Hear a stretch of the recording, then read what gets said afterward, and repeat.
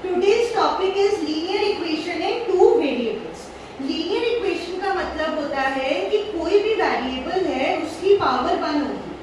जो भी हमारी लीनियर इक्वेशन है वो ax plus by plus c equals to 0 की फॉर्म में होगी.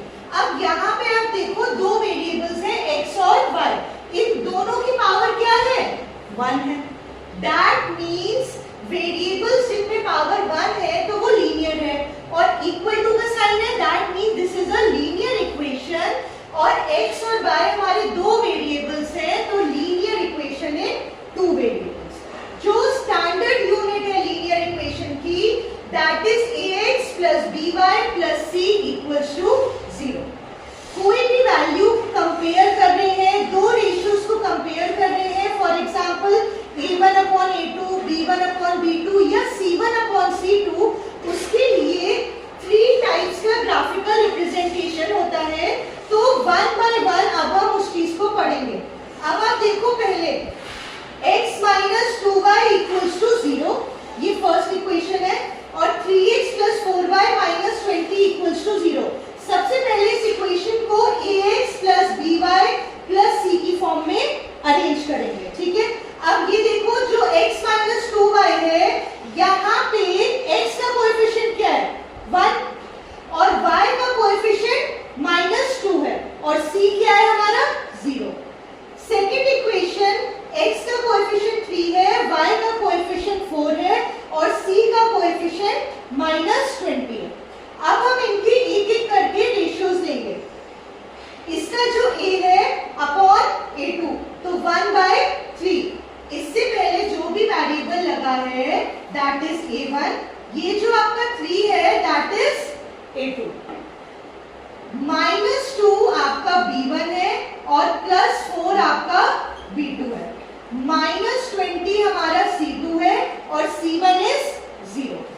जब हमने रेशियोज कंपेयर किए 1 by 3 minus 2 upon 4 0 upon minus 20, तो हमने देखा कि a1 upon a2 is not equal to b1 upon b2. Lowest term अगर हम इन दोनों का करते भी हैं तब भी ये दोनों इक्वल नहीं आ रहे. दैट मींस जो भी ग्राफिकल रिप्रेजेंटेशन होगा वो क्या होगा? इंटरसेक्टिंग लाइंस होंगी और एक ही सॉल्यूशन आएगा. ठीक है. इसका मतलब है कि अगर हम ग्राफ ड्रॉ करते हैं तो जैसे हमारी दो लाइंस हैं यहाँ इंटरसेक्ट कर रही हैं, सपोज करो 2,3 पे कर रही हैं, तो एक ही सॉल्यूशन आएगा. ठीक है. अगर हमारी इंटरसेक्टिंग लाइंस होंगी, इंटरसेक्टिंग का मतलब क्या होता है? एक ही पॉइंट पे इंटरसेक्ट करना, तो जो सॉल्यूशन आएगा वो यूनिक सॉल्यूशन है. ठीक है. सेकेंड जो है वो है हमारा 2x plus 3y minus 9, 4x plus 6y minus 18. जब हम इनके रेशियोज कंपेयर करेंगे, अब देखो यहाँ पे हमारा क्या है? a1, 4 क्या है? a2, b1 क्या है? 3, b2 क्या है? 6, c1 माइनस 9, c2 माइनस 18.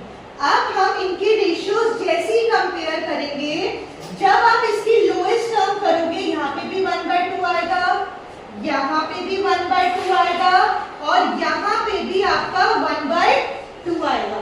तो तीनों ratios are equal. That means graphical representation कैसा होगा? Coincident lines. और सॉल्यूशन कैसा होगा? Infinitely many solutions. मतलब बहुत सारे सॉल्यूशंस आ सकते हैं एक ही लाइन पर.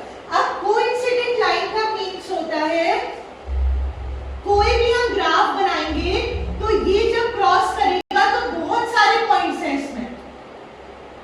दैट मींस जब एक लाइन में बहुत सारे कोऑर्डिनेट्स या पॉइंट हैं that are called coincident lines. और सॉल्यूशन कैसा होगा हमारा? Infinitely many solutions. बहुत सारे सॉल्यूशंस आएंगे ना. सपोज करो -1, -2 आ गया, यहाँ पे 2, 0 आ गया, 2, 3 आ गया, तो एक ही लाइन में बहुत सारे सॉल्यूशंस आ रहे हैं. थर्ड टाइप की जो इक्वेशन है वो है x plus 2y minus 4, 2x plus 4y minus 12. जब हम इनके रेशियोज कंपेयर करेंगे तो लोएस्ट टर्म करके ये 1/2 आ रहा है, ये आपका 1/3 आ रहा है.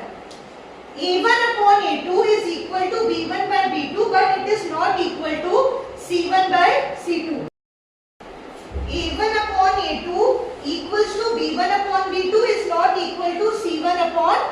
C2।